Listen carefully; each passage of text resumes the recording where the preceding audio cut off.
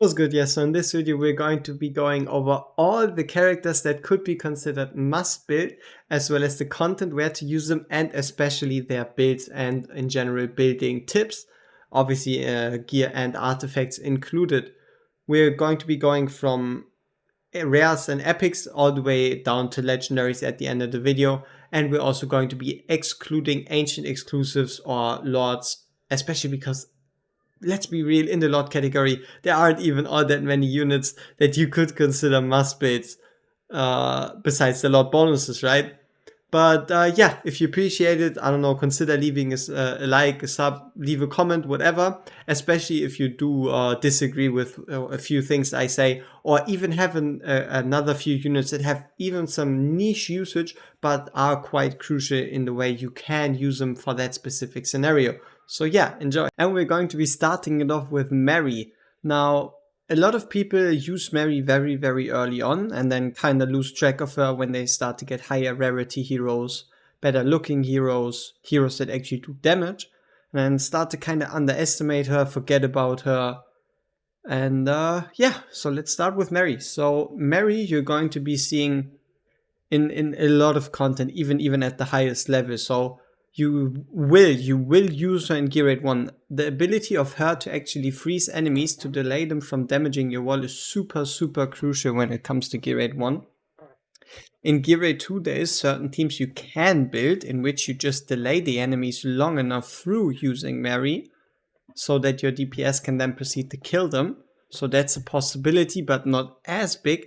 And then for stage 3, if you're really that desperate, you can use a Mary on the right side to slow down the enemies even more, to buy your Idrim more time to kill. But I would rather recommend the Elukas at that stage. But yeah, Mary also has another really crucial use, and that's Guild Boss. She's really, really good in Guild Boss, and the reason is right here. Icicle. So what it does is basically, as long as she applies slow, she's also going to apply, if you have it maxed, a 20% vulnerability to physical and magical damage. So basically both damage types really. And the main usage of her is if you're lacking ranged units. So obviously depending on how many fighters you use, up to maximum 3, because you do want to keep everyone in Dolores range, or how many ranged units you use.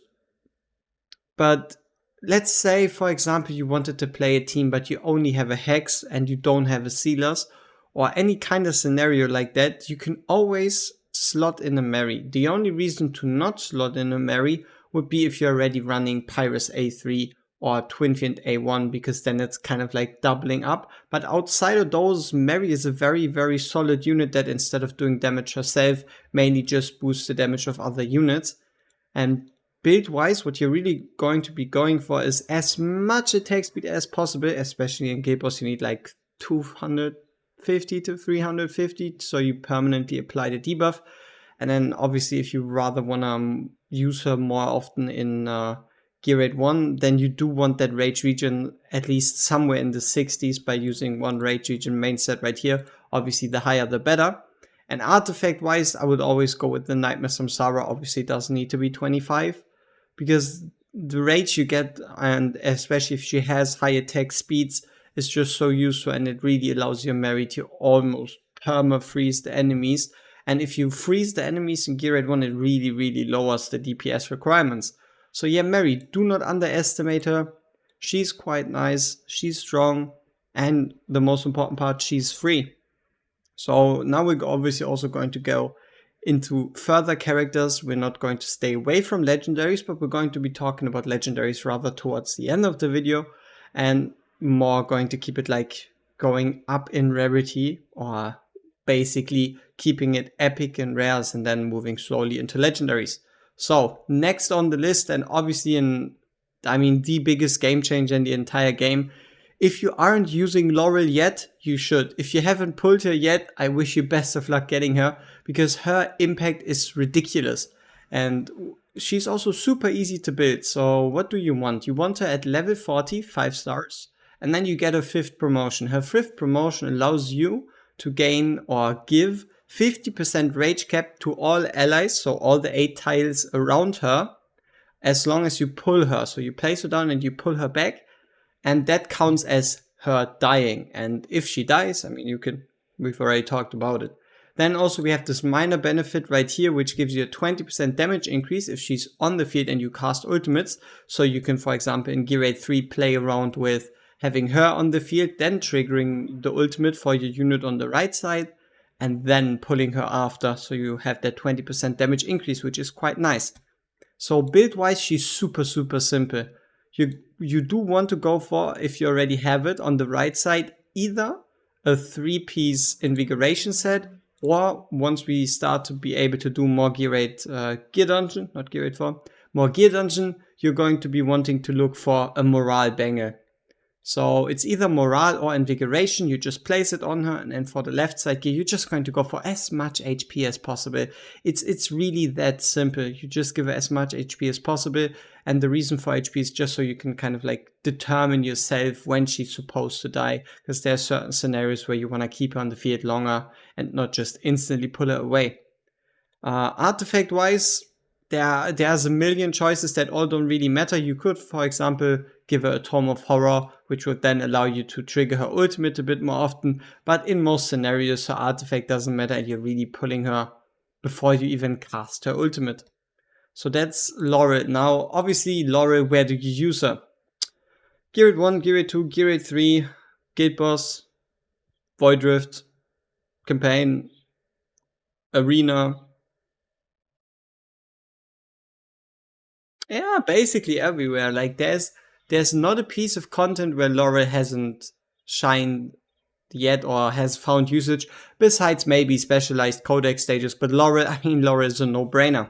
From the one no-brainer onto the very next one, we're keeping it no-braining. So here we go. The very most important, the strongest epic out of them all, Dolores. So let's do a quick how to build Dolores, because you probably all already have heard about her, because in content, I mean, you have her everywhere. Every piece of content, pretty much like Laurel. Dolores and Laurel really go hand in hand in carrying the reliability and the viability of epics. So Dolores build, what you're going to be looking for is, on the right side, attack percent main with attack flat substat as well as rage region substat. Then again, attack percent, rage region, attack flat, and that's pretty much the right side. All the other stats don't matter. Healing effect is whatever. Attack speed doesn't work on her. And then for the left side, you're going to be looking for a weapon with as high attack percent as possible, and then a chest piece with a high attack percent and attack flat as possible. Rage region wise, you're going to be aiming for around 40%, because that's the point where like the effectiveness of rage region really starts dropping. So you want to go to that magic 40%. And if you want to use an invigoration set because you want to boost her and boost someone else, but you can't reach 40% rage region, then you need to take out the Keen Wisdom and put in a Golden Scarab. Now, is Golden Scarab strictly better than Keen Wisdom? The answer is not really. You need a Golden Scarab at 25 to match the boost from a Keen Wisdom at 25. But if you have a Golden Scarab at 25, you also get 50% extra rage region. So you're sacrificing a bit of attack in favor towards having that magical 40% rage region if you are using a Golden Scarab to kind of make up for that gear drop RNG. But yeah, Dolores pretty much used everywhere. You've seen her everywhere. Moving on from Dolores, we take another basic pick that I hope most of y'all already know about, and that's just becoming more and more popular, and that's obviously Hollow. So Hollow you're going to mostly find use in Gear 8 1 and Gear 8 3. Gear 8 2 you rather rely on like a tanky healer, so in this case Vortex. And then obviously Guild Boss is a very big one. And then certain codex stages, and obviously in Void Rift she's going to really shine. So how do you build her and why do you use her? How to build her is also rather simple. You're going to be wanting to go for at least rage region and attack speed in any piece you can. So right here we have attack speed and rage region. Here we have attack speed main stat and rage region substat. And here we have rage region main stat with attack speed substat. And for the left side, if you can, obviously some more attack speed and rage region. And also some more attack speed and rage region. But honestly, the left side isn't even as important. The left side could be any other pieces. The rage region there isn't really that crucial. So you're going to be wanting to aim for around 100% to 150% rage regen, just to get that rage up as fast as possible so she can restore as much rage as possible to other units through the use of her ultimate, which when triggered also triggers her passive, which restores 1.4% rage for allies in range every 1 second, and then also that going on for 20 seconds. So that is a massive restore at 24%, 28%. And then also you have the A5. The A5 even gives rage regen accumulation efficiency, which is interesting, but the only thing you really need to know is it makes her give more rage.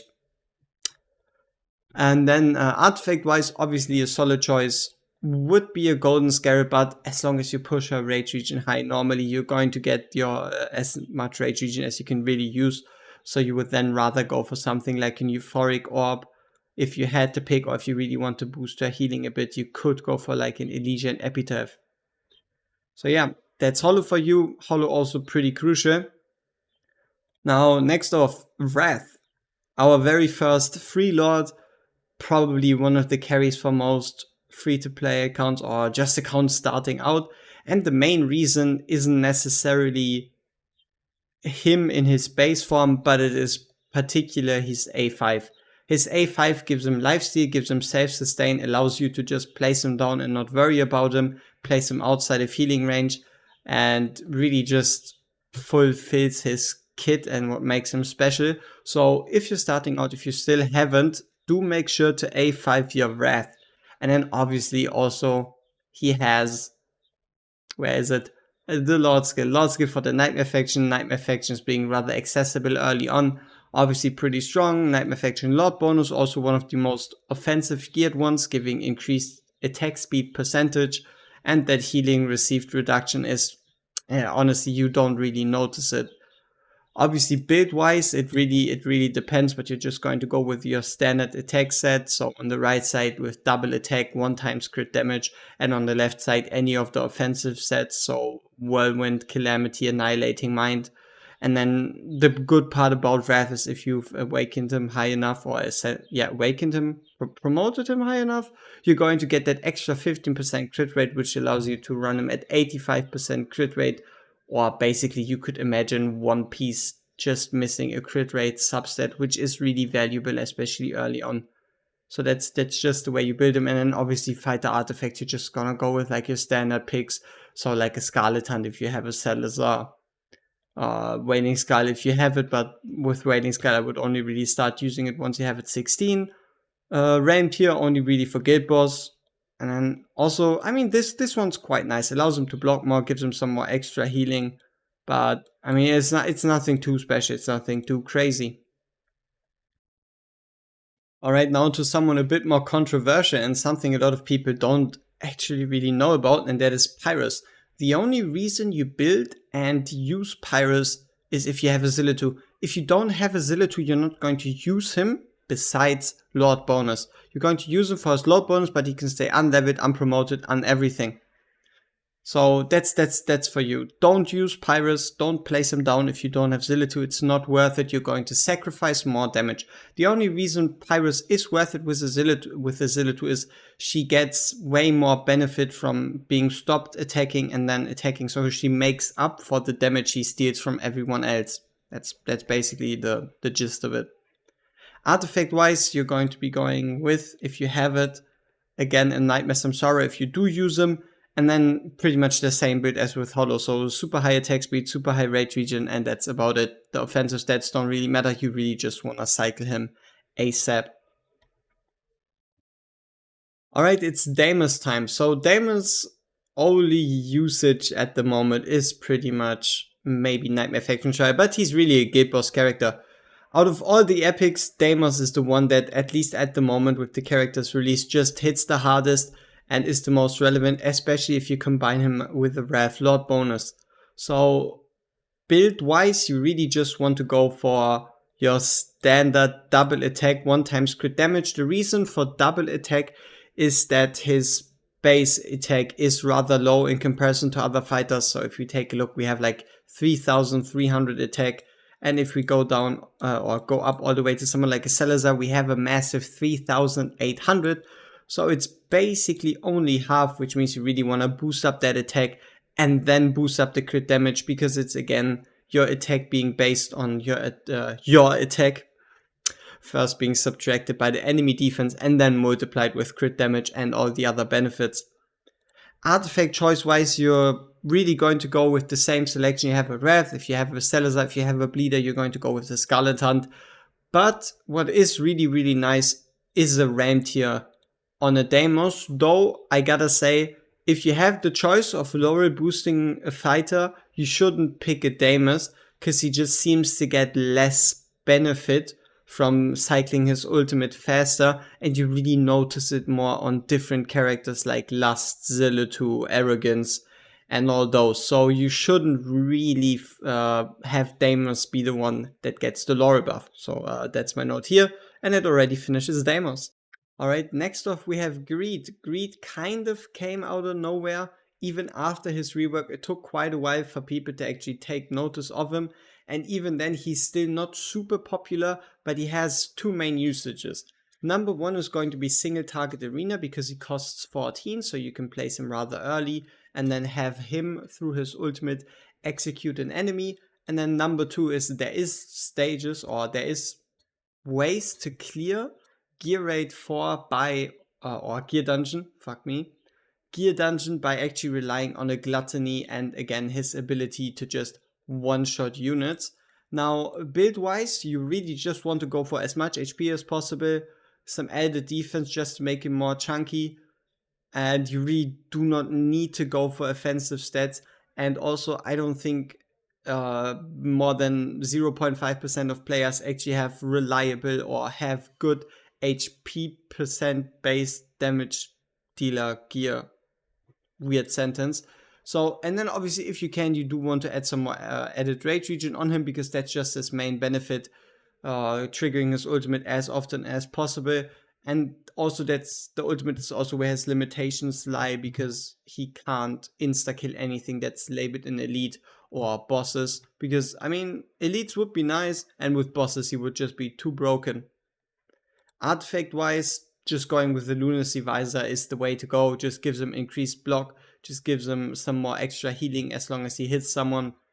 So that's just a no-brain pick. Next off, Vortex, arguably the strongest single target healer in the entire game. Main usage really being Gear Raid 2, but obviously also seen some use in Gear Dungeon, Gear Raid 4, or as a support in Gear Raid 1 if you don't have like double rage region units. So yeah, I mean, he's pretty solid. He's just really good at single target healing. He gives some nice shields, and build-wise he's also very simple. What you want to be aiming for is at least around getting closer to like 300% HP, so around plus like 27,000. Then attack speed wise, obviously as high as possible, and then healing effect wise also anything from like 50 to 100 is really where it's at. It's just one of like a rather low build, I guess, because we're mainly not really looking for like the best stats. But this is like a perfectly fine Vortex that will work pretty much everywhere. And then right here we have the perfect artifact, which is going to be the Elysian Epitaph, because it increases the healing effect single target, ST, single target by 5% for every one ally unit present in range. So it just makes him heal more. And yeah, if you haven't built a Vortex yet, what are you doing? Now, though, on the note of Vortex, always keep 2 copies. Don't A1 your Vortex, but rather use the Vortex to fuse yourself in Abomination. Now that we're through with like the super popular ones, let's get into the more niche ones that have some viability in certain scenarios. Someone that's like super niche is Daemon. Deimos is one of the very few units that you can reliably use to kill Tentacles in Void Rift against a Tentacle Baron Selim, I believe. Or is it the small ones? Doesn't really matter.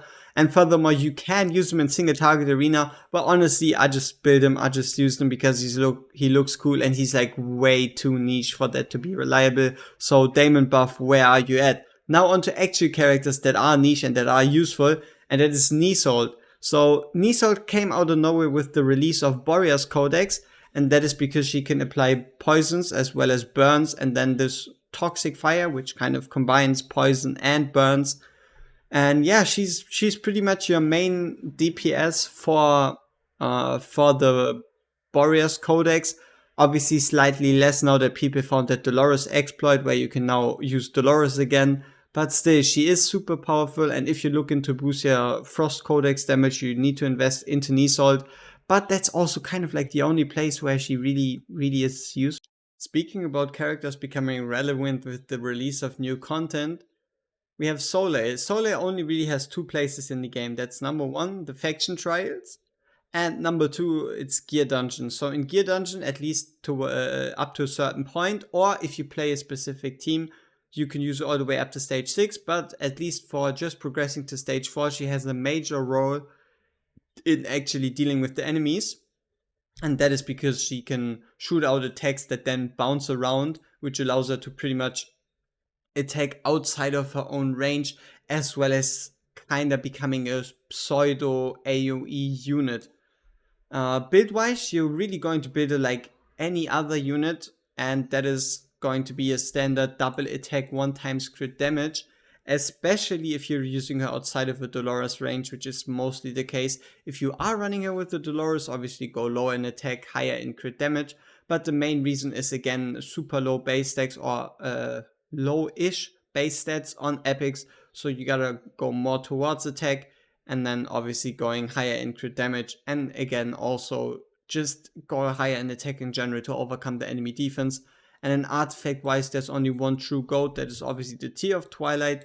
Then you have like the little brother being the White Tower trinket, and then the very smallest brother being Keen Wisdom. After those, you have a couple of other options, but you should really pick any of those. The Tear of Twilight, the White Tower trinket, or the Keen Wisdom. Next off, we have Evelyn. Why Evelyn? And that is because she's the only natural 4-block tank, which means she has a base block of 4. If you then equip a Bastion Ring, she's going to go up to 5. So she's really only used in the fire codex. You could call it like the Sorkadens codex. But if you want to use the Sorkadens codex, if you're kind of lacking in tanks, if you really just want to get that bit higher there, definitely do rely on her, and then obviously make sure to promote her to at least 2 stars to get that 4 natural. Now onto a class of characters, which is cost generating units. For cost generating units, we have Cyrene, Dallin, and Navi, and starting with Cyrene, she's mainly used even at the highest level in comparison to the other two, and that's because of Arena. In Arena, there is teams where you just place down a Cyrene early that allows you to place your other units faster, and in general just cycle your whole teams faster, which is the reason why she's like one of the ones you would actually upgrade to a potential 6 stars at 6 promotion. Build wise, obviously you would just be going for HP so she can survive attack speed in rage regions, so she can trigger her ability more, which would mean more cost. And then obviously artifact wise, you're going to go with the Lunacy Visor for that added block and that added survivability. But now onto the other two cost generators. We have Dallin, in which you would need to upgrade the Rebel Auto, with the last cost generator being Navi, because apparently I've sold mine. So the main reason I've sold her, you could say, is because you really only need one cost generator. You can kind of pick whoever is your favorite, but Navi has the extra benefit of also slightly giving inspiration buff, even though the inspiration buff is rather negligible, with her being a 3-star rare unit, and also you needing to put her to 6 stars and give her decent gear to get something out of it. So mainly she's just a cost generator. And also now the reason for cost generators is there is certain stages where you just want your rotations to be faster, which means you just want to get your units out faster, or you are struggling with putting in units, taking them out again and putting them in, with the main example obviously being Gear 2, where a cost generator is just a huge quality of life, or even required in certain ways you can clear it. And then also there is certain ways you can get your characters out faster that benefit you even in Gear 1, 2, 3, Gear Dungeon, wherever. So cost generators, you should have one build just in case. Another Codex exclusive character, we're on a roll. So Aatrox. The only reason you would use Aatrox if you just want to boost your Conqueror damage, and then there you're just going to pretty much just throw him in, take him out, throw him in, take him out. And stat wise, you really just want to go with, if you have it, just your usual Infernal Raw set, just slap it on him. Or obviously now with the Sorbent Arcana being glitched, to throw a Sorbent Arcana set on him. Stat wise, again, you really want to go for more attack rather than more crit damage. And artifact wise, you have a couple of choices, but one thing that easily comes to mind is going to be your Eye of Sin, or obviously the graded down legendary version of it, or a pretty standard Keen Wisdom is just gonna work anyway, or also a Lunacy Visor just to increase the block he has. So yeah, another Codex character, and Elucas. Elucas is my favorite unit when it actually comes to using in clearing Gear A3, and that is by slowing down the right side through his ultimate, which is insta ready as long as you max out the skill, and that is just going to apply a nice 50% slow, and even in an AoE against the enemies on the right side, and that just buys time, as well as obviously inflicting slow with his basic attacks, and that overall just buys time for your Edred to take care of the taunt mobs and then focus the right side or whatever way you choose to clear it. And the only tip you need is you need some promotion 2 for that extra range increase, which just lets him shoot a bit earlier. And then also gear wise, if you really want to max out his gear, it's just going to be a simple high attack speed, high rage regen. From the cost generators being a requirement for Gear A2 to another superhero of Gear A2, that is Decimus. Decimus is pretty much just a unit that has invulnerability, so he's going to die, but he's going to stay on the field for a certain amount of seconds. And when it comes to just building him, you really only want the Defiance passive to level 5. The gear doesn't matter. Promotions, you do want to unlock the first promotion so you can get the Defiance, and artifact also doesn't matter. His main usage is really going to be Gear A2, but there is some niche usage for other stages, but he's just a Gear A2 hero really. Now onto a unit I personally don't use that much, but she can, especially early on, make the difference for some accounts, and that is Autumn. Autumn, because she has number 1, a crit rate increase of 30%, which makes it easier for you to build your characters, as well as number 2, on ultimate, granting 60% crit damage increase, which would mean you could go even higher in attack and then make up for the crit damage loss through using her. And there is some nice teams even towards the end game, but me personally, I rather just use another DPS or support type character instead of her, but she definitely has value. And if you need that slight bit more damage, if you can fit her into your team, she is going to be an easy pick.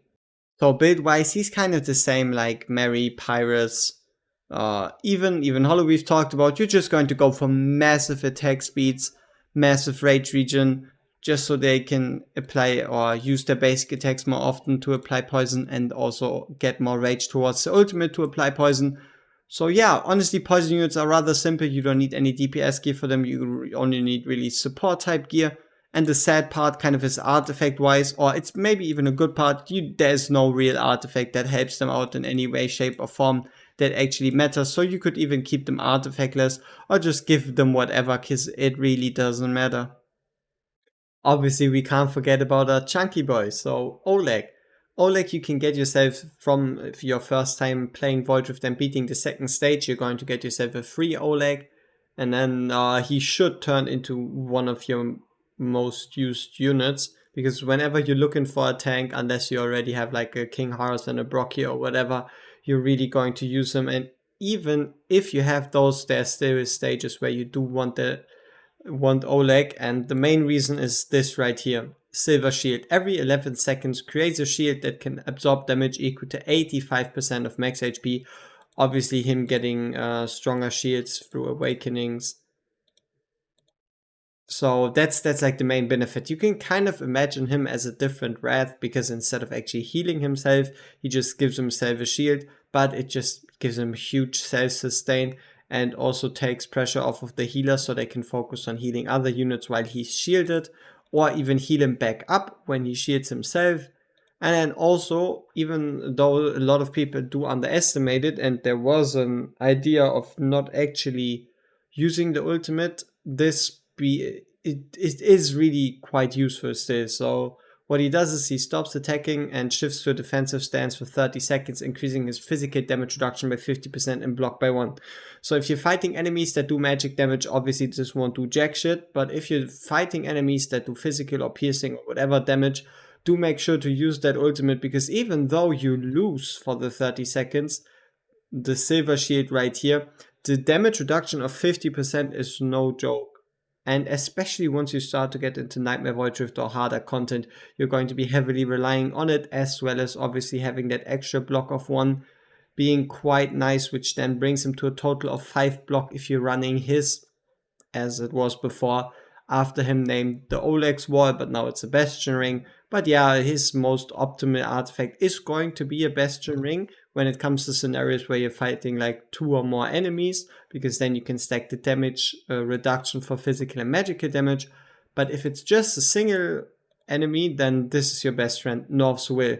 Combined with the Northern Lord, you're going to get massive amounts of HP restore every time he loses his shield. So through his passive, through the Lord effect, and it just really helps, especially in AMR. It can be quite clutch to have your Oleg survive on his own, even without a healer. Onto Sharky Boy, who technically isn't a must-build character as long as you have 2 AoE marksmen, like for example Nixon or Rozak, but honestly, who has that? It's not really that realistic. So, Maul. For Maul, we really want to go for high attack percent, so again 2 times attack percent, 1 times crit damage, or even triple attack percent on the left side, an offensive set, then again with like your usual stats.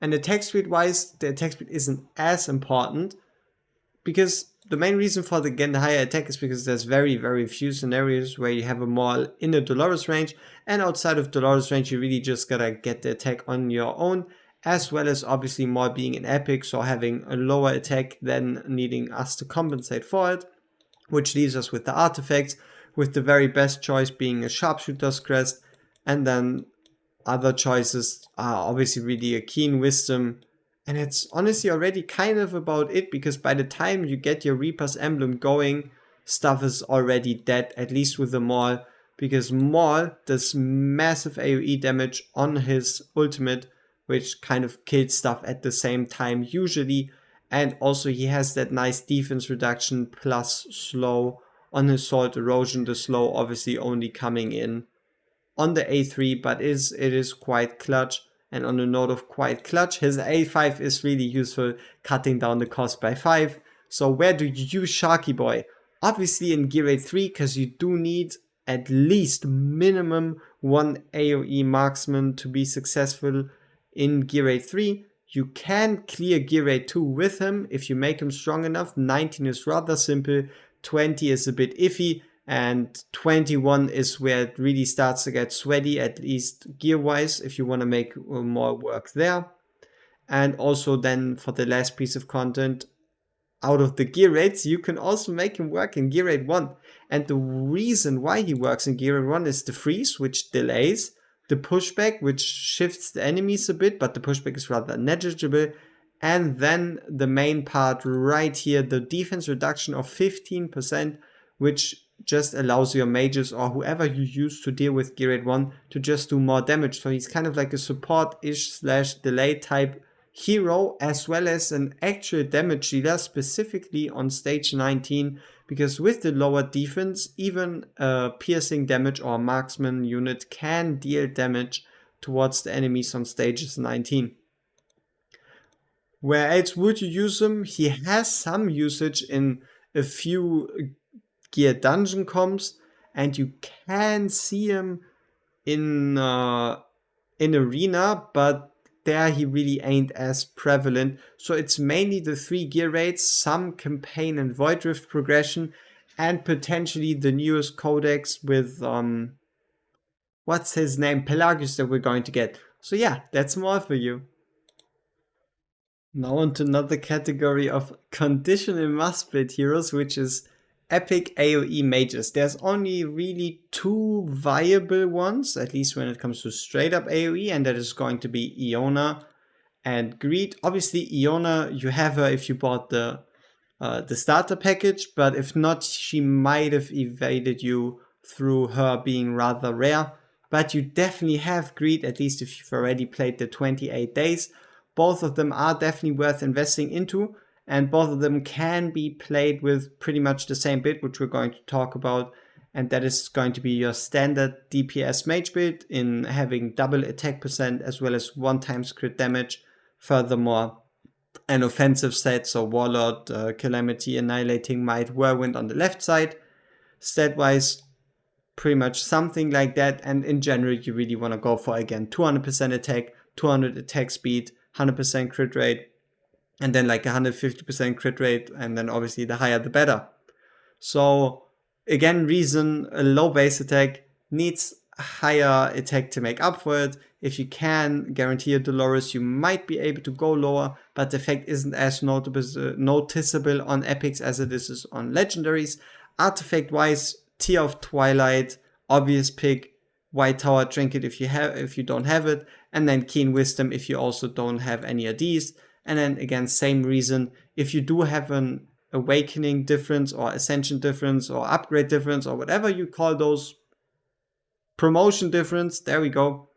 If you have a promotion difference of like 2 or 3 between this one and then the artifact, you can also use like an Unfortunate Skull or a Heaven's Rage, even though those aren't really as impactful.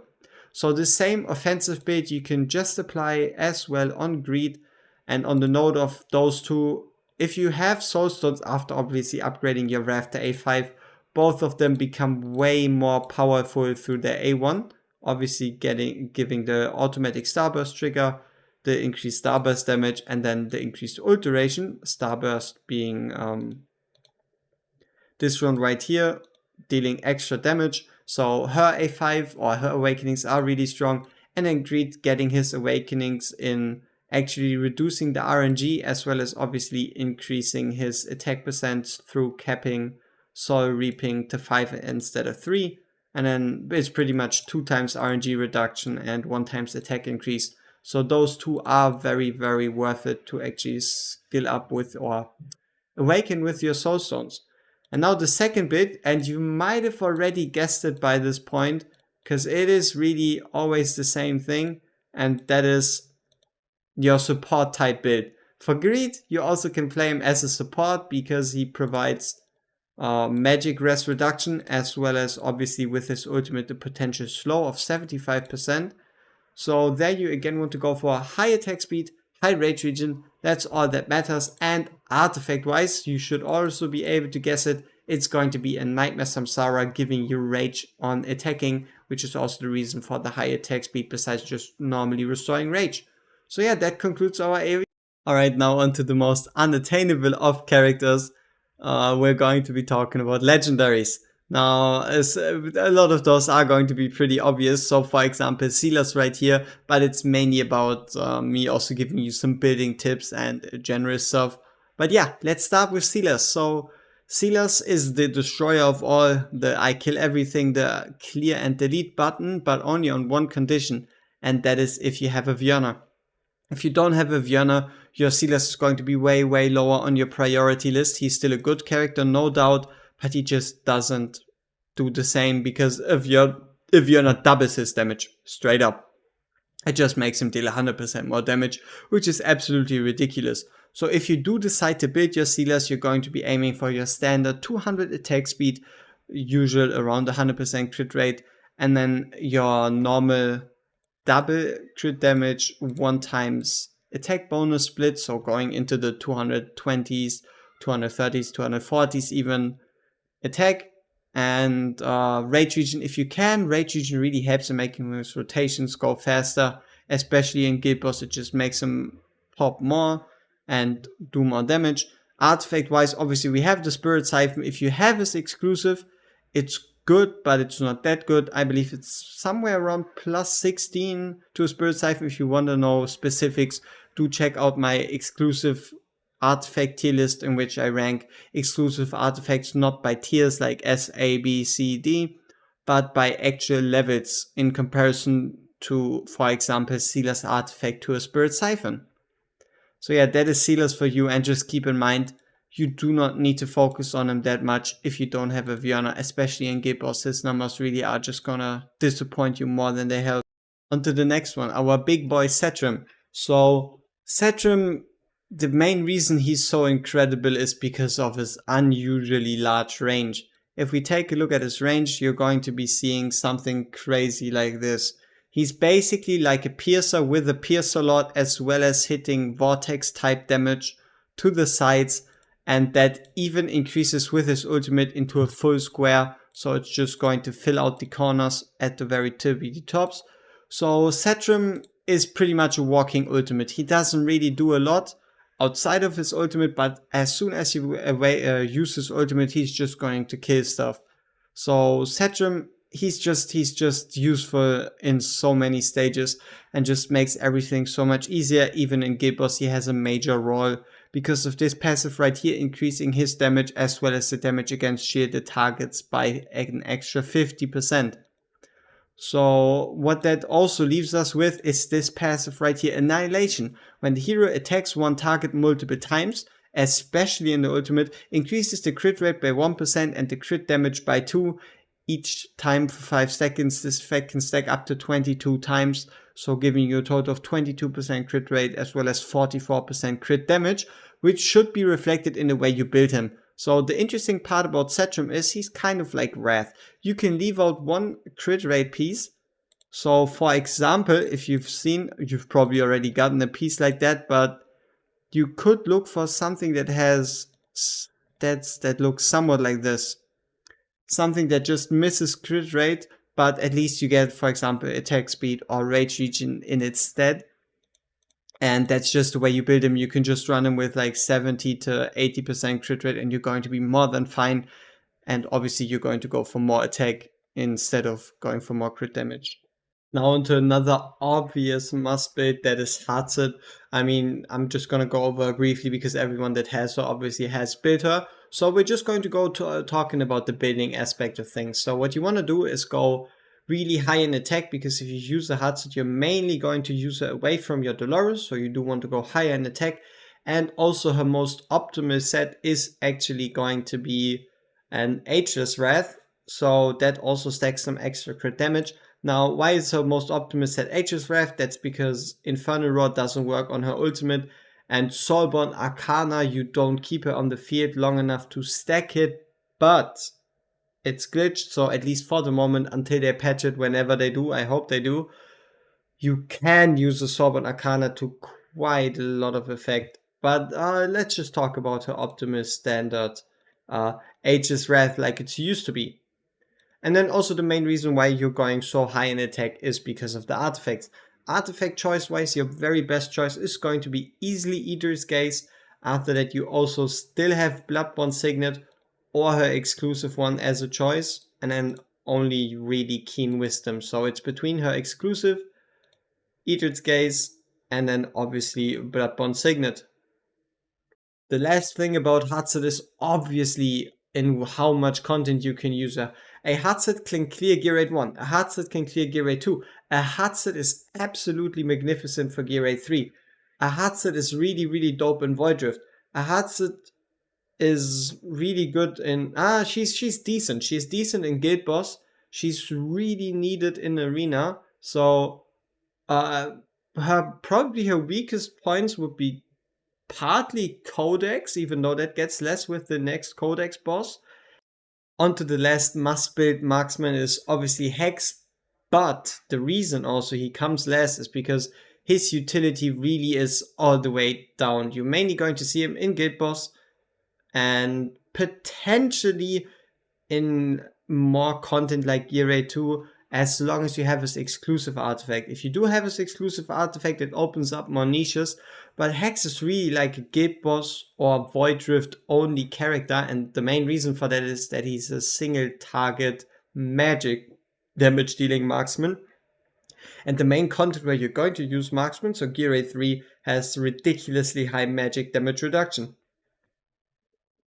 So yeah, build-wise, you really want to go for your standard double crit damage 1 times attack percent split, not just because that's the most effective way to build characters for Guild Boss, but also because of the fact that he has the chance to give himself an attack increase of 30%, And also in pretty much all content you use him, you're going to be able to kind of guarantee a Dolores with him, which then again is all the same reasons we've already named before. And obviously the other piece of content where she's, at least for the moment, utterly useless is going to be Gear Dungeon because of the ridiculous physical damage resistance. But there is a chance that they do change it in the future because there were some leaked assets in regards to new core buffs for Gear Dungeon, which would also be something I hope for, because it just would give more people the chance to clear it, or in general make it more fun than just one and done, especially if it's only once per month, which is really, really not that much. Now coming into Marksman, another one that would have been an easy pick around a month or 1.5 ago, but now kind of fell off rather hard, and that is Boreas. So Boreas got hit with, I think, the very first nerf for a character ever, and it didn't actually hit him that hard, but it just kind of put him more in line with other characters and doesn't really allow him all that much power anymore, because you can't use his kit to the same effect you were able to before, which was just him absolutely destroying everything, which obviously was super strong. But I mean, he's now an alright mage, pretty much kind of like the next two we're going to talk about. Now that obviously King Boreas has been hit with the banhammer, we have Kamet. Kamet should now, or probably is considered to be the very strongest, or at least tied for the strongest AoE mage in the entire game, and it's pretty much a no-brainer. So usefulness and content is obviously going to be Gear Rate 1, Gear Rate 2, Gear Rate 4. You could technically make some progress with them in Gear Rate 3, but that only really holds out until 18. And for other pieces of content, he's obviously amazing in Void Drift. He's quite strong in AoE Arena. And in Codex, there's also... there's not that many spaces for Codex for him yet, but with the way or the rate we're getting Codex bosses, we might very well see a stage where Karmat is again going to shine. So build-wise for Karmat, depending on if you have a Dolores with you or not, you're going to be going for a simple 2 times attack percent, 1 times crit damage. If you can't necessarily guarantee a Dolores or want to build for more overall content, but as soon as you can guarantee a Dolores, there's always the chance to go for 2 times crit damage, 1 times attack. Sorbonne Arcana set just being the way to go, glitched or not. You've used it in all stages even before that glitch ever happened. And here he's just too strong, or not too strong, he's just strong. Artifact wise, there's only really the choice to go for attack. So we have again Tear of Twilight, White Tower Trinket, and lastly the Keen Wisdom. So yeah, obviously you also have the chance to use an Unfortunate Skull or a Heaven's Rage, but those are only really relevant if we're talking, let's say, a 19 versus a 10, or like a 16 versus a 10. So there needs to be a difference in promotion of the artifacts to actually make them viable. So yeah, that's Karmat for you. If you have a Karmat sitting around, I don't know, for whatever reason, do go ahead and build. Vjörna time, the only mage that can really compete with Karmat. So what makes Vjörna so strong? It's not only the fact that she makes Silas turn into an absolute monster, but also that she has a super strong ultimate with an execution threshold. So she's going to be killing everything that ain't an elite or a boss monster as soon as they are below 30% HP, even after she applies her damage. So she's going to hit them, and if they then after that are below 30% HP, she's going to kill them the rest of the way. So obviously for skill ups, you want to stop at level 3, because that's kind of like the real power spike. The main reason why she isn't that high for me is because I haven't really used her that much, but she was still able to help me clear Gear Rate 4 with an ultimate at level 2. And then set wise, we have again your usual, the same reasoning for Karmat. So again, 2 times attack percent, 1 times crit damage without a Dolores, 2 times crit damage with a Dolores. Artifact wise, it's also exactly the same, but if you have her exclusive artifact, use that one. Her exclusive artifact is crazy strong, stacks crazy well, and interacts overall absolutely nicely with her soul extraction. So if you have the choice, and if you have it, use the Crown of Souls. If not, apply the same reasoning as for Carmen. And Lassie, the very best part about Evian is that she's way easier to gear than your other mages because of the fact that she doesn't need attack speed. So you don't need any ancient exclusives to make something like that work, but you can very well just be looking for crit rate, crit damage on a Sorbonne Arcana. Let's see if we have an example piece. This piece right here would be perfect. Obviously, the subsets could be higher, but would be perfect for Vienna, but rather useless-ish for other units because for most units, you do really want the attack speed, but Vienna doesn't, as you can see in that magic attack. Out of all the tanks, obviously excluding Ancients exclusives as well as obviously Lords, there's only one real must build, and that is obviously going to be Brock here. The main reason for Brock here is just that he's so freaking tanky. And for Brock here, skill up wise, you really just want that ultimate at max level, so you can get that initial rage, so you can trigger his ultimate faster, which makes his ultimate cycling faster, and also it just gives him way more shield strength. Then all his other talents are also quite nice, but they aren't as impactful. You don't really notice him that much. Build wise, also he's super simple. If you can, you're obviously going to be aiming for as much HP as possible. And so in this case, just 3 HP main sets as well as a defense percent substat. Same goes for the left side, which then brings you to around 250% HP, as well as, at least that's what you should be aiming for, a flat 100% defense. Obviously, when it comes to GVG, you do want to go higher in defense because it's just really effective in GVG, but outside of GVG, for any other piece of content, going with more HP is just more beneficial. Which then obviously leaves us with the artifact. There you're going to go with your standard Bestering, or if you have it, his ancient exclusive. His exclusive artifact, but Bestering is just a really, really solid pick. And also, obviously, if you can manage it, you do want him in a Guardian set. Or, if you're very, very fancy and you already got it, you could potentially put him into, if we were able to see it, a Tempered Will set. So, Tempered Will, damage reduction plus 15% for each enemy blocked, increases defense by 5%, stacking up to 4 times, which would work just as well, if not in certain scenarios, even better than your Guardian set. Obviously, if you want to min-max your Brock here, useful things are always going to be extra attack speed as well as extra rage regen, because that's going to allow him to just get more rage. More rage means he can trigger his ultimate more often, making him more tanky. So yeah, the tank endgame really is considered by just having a crap ton of HP, high defense, high attack speed, high rage regen, and that's really all you need. On to fighters, and starting off again with honorable-ish type mentions, which is going to be Abomination. So Abomination, he kind of has the same problem as wathcer. So what you really want to do with him is give him an Aegis Wrath, or if we're talking blue sets, obviously Night Terror, because neither does Infernal Roar work in his ultimate, nor does he do more than 2 ultimates through Sorbonne Arcana. But again, Sorbonne Arcana being glitched, so he's still going to do maximum damage through Sorbonne Arcana. Jesus Christ, like, come on, it's so annoying. It's like, oh, you should build it like this, but just Sorbonne Arcana. But also, you don't have infinite Sorbonne Arcana sets, at least, I guess.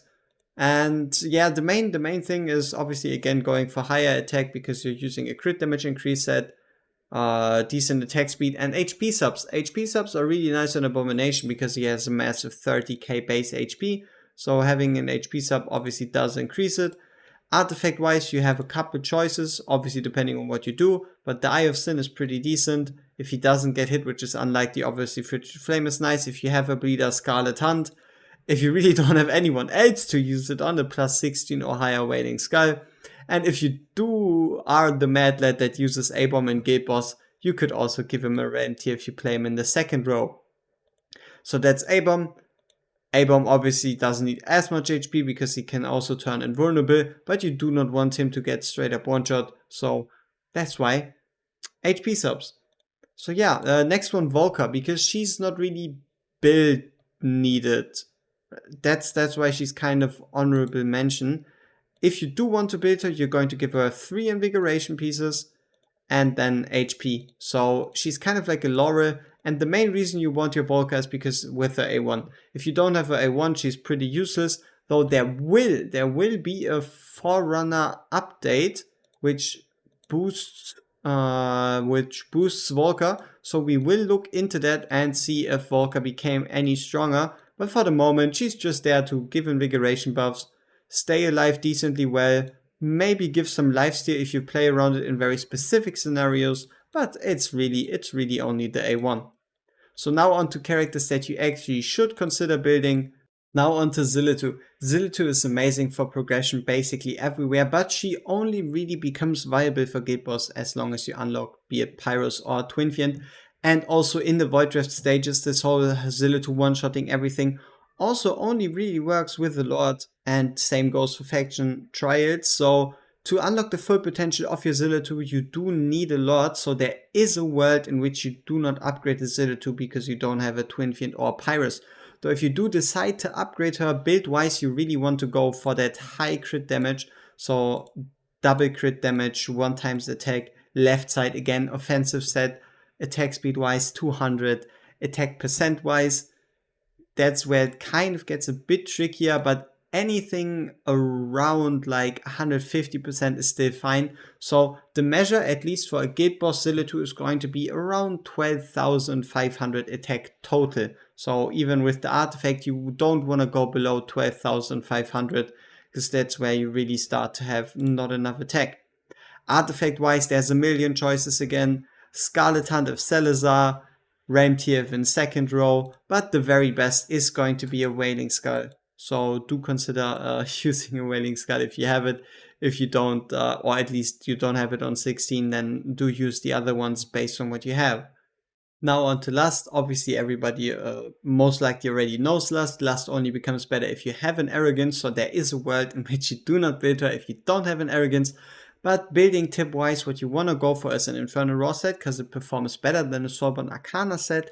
And stat wise, you want to go for more attack rather than more crit damage, because even though it looks like it's rather high, we still are running double attack bonus on the right side with only a single piece of crit damage, because that's just from my testing what came out to do more. So you rather want to go for higher attack, lower crit damage, attack speed, again your usual plus 200, rage regen obviously being quite nice, and artifact wise, just use your exclusive artifact. If you somehow missed it, use the same recommendations for Zillitu, but her exclusive artifact even at plus 10 is the same, or basically said equal to a Waning Skull, and also one of the reasons why you should go for higher attack, because you're getting crit damage from your artifact anyway. Next off we have Mr. Arrogance. Arrogance also again becomes better if you do have a Lust, but even without a Lust, Arrogance is still viable in what he does. So where do you actually use him? He's gonna be a staple in your Guild Boss team.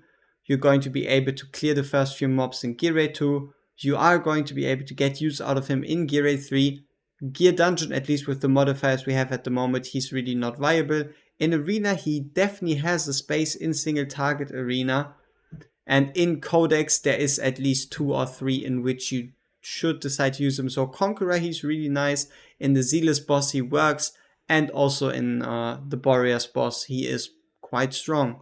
So build-wise, again, it's the same decision, same reasoning. You're going to be wanting to go for double attack, 1 times crit damage, as long as you can't guarantee a Dolores buff. But if you can guarantee a Dolores buff, there's no harm done in going higher in crit damage and lower in attack. Attack speed-wise, again, your usual plus, around plus 200, 100% crit damage. And if you have it, obviously give him more rage regen. Artifact-wise, pretty much same as everything. If you have a Bleeder, Scarlet Hunt. If you have a above plus 16, go with the Waning Skull. If you're running him in the second row, go with the Ram Tier. Though Arrogance, because of his range, is also able to be used with his artifact outside of just Guild Boss, because he has the range to at least get a decent benefit from a Ram Tier.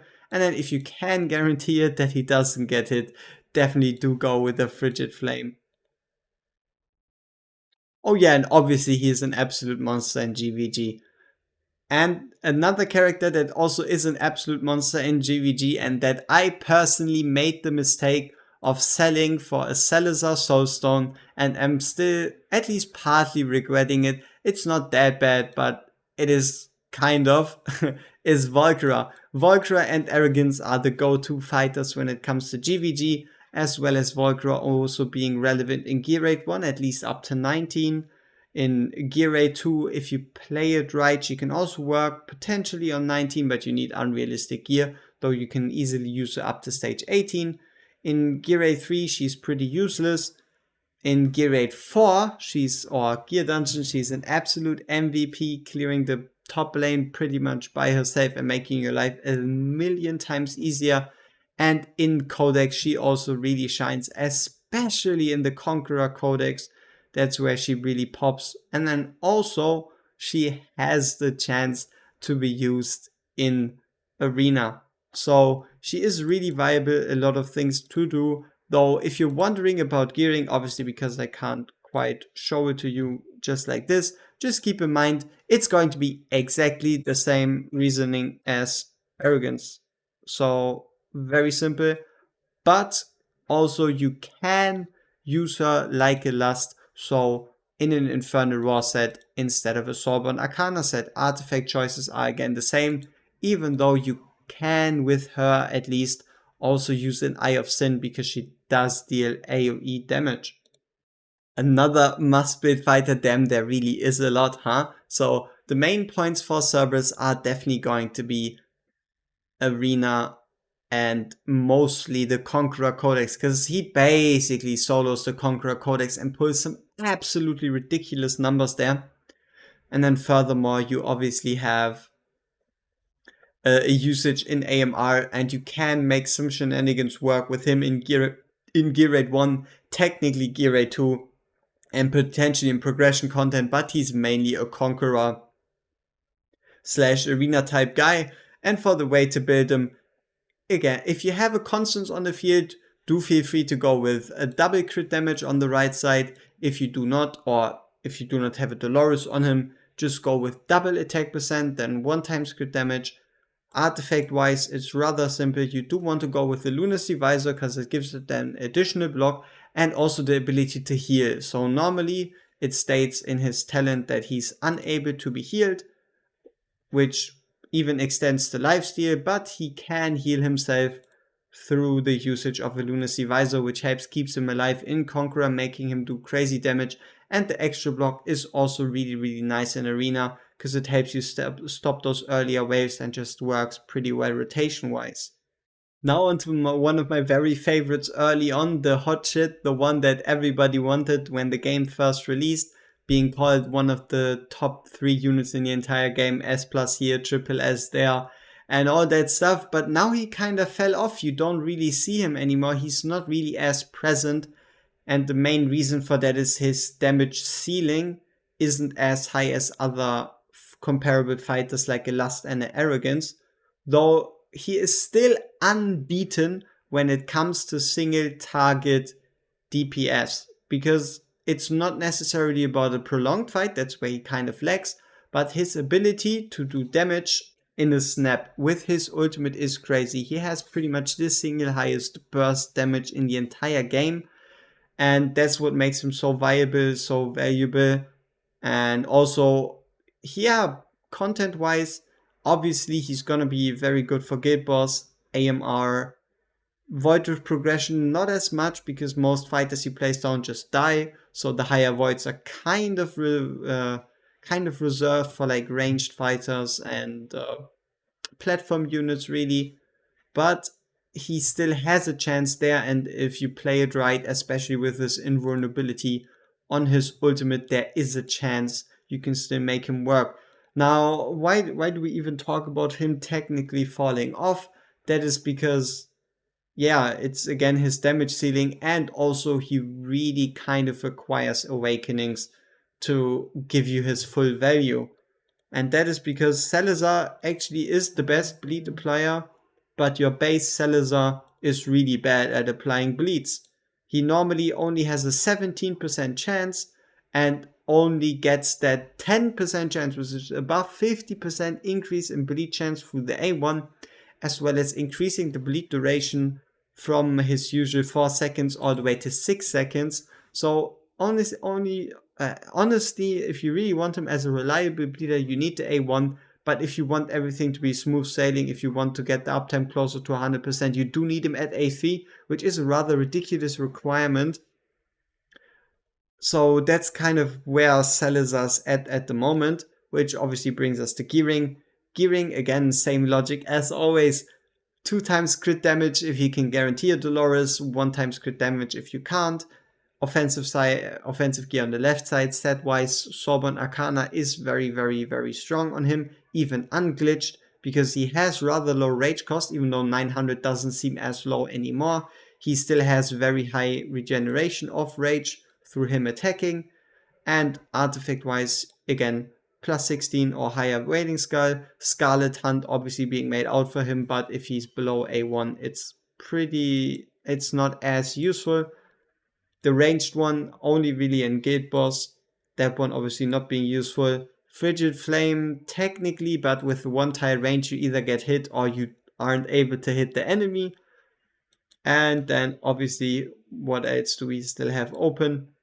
His exclusive artifact. If you get that one, it's pretty much a Scarlet Hunt with extra steps, but you don't really notice it that much because his rotations don't get any better. So it's pretty much like a Scarlet Hunt at equal level, which really isn't all that special. Though there is one minor thing you could do with the Salazar, and that's the fact that at least in his ultimate he gets a Dolores range. So you know the range of Dolores, that's what a Salazar can do in ultimate. And yeah, that concludes fighters. Before we get into the one and only real must-build character for the healers, let's obviously go a bit about the honorary mentions. So we have Artemis. If you're lacking anti-heal, Artemis is a no-brainer to build. The way you would build him is like any other DPS. So for example, you could just take this set and you would be done. Just go for high attack speed, high crit damage.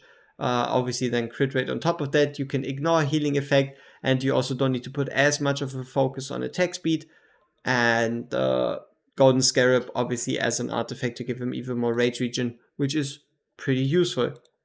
And then we have Sadie. So Sadie, you just want to go for as much HP as possible, some decent attack speed, and some rage regen, but overall just really go for HP. And skill wise, if you can, you do want to go for that level 3 because it reduces the damage taken from allies from 50% down to 40% of the actual damage, and then having the remaining damage be lost over the 10 seconds. So the A3 is really, really nice, or the level 3 is really, really nice, especially if you want to try the Sadie version of clearing Gear A2. Coming to the last character to talk about is obviously Elowin. Now, Elowin herself has a nice kit, she has some nice utility, and she is crucial in enabling Chaos Dominion units in their functionality in Guild Boss, or even potentially other stages that would have to place with the global heal, can pretty much have her be a second healer on the field. And also on the note of globally, she has global rage regen. So what that means is that she's going to be restoring rage for everyone on the field as long as she's placed down. And that's also what you want. You want Nature's Favor at level max. It's that simple. Because she really, really needs it to work properly or to build around her. And you really need this talent because she goes from 0.2% rage per second to 1%. You're legit 5xing it. It is a crazy difference. So if you haven't yet maxed out Nature's Favor on your Elowin, you are missing out. So yeah, build-wise, your Elowin is really rather simple. You do want to go for around 200% attack speed at least above 200, and then healing effect at around 100. So that's really what you want to go for.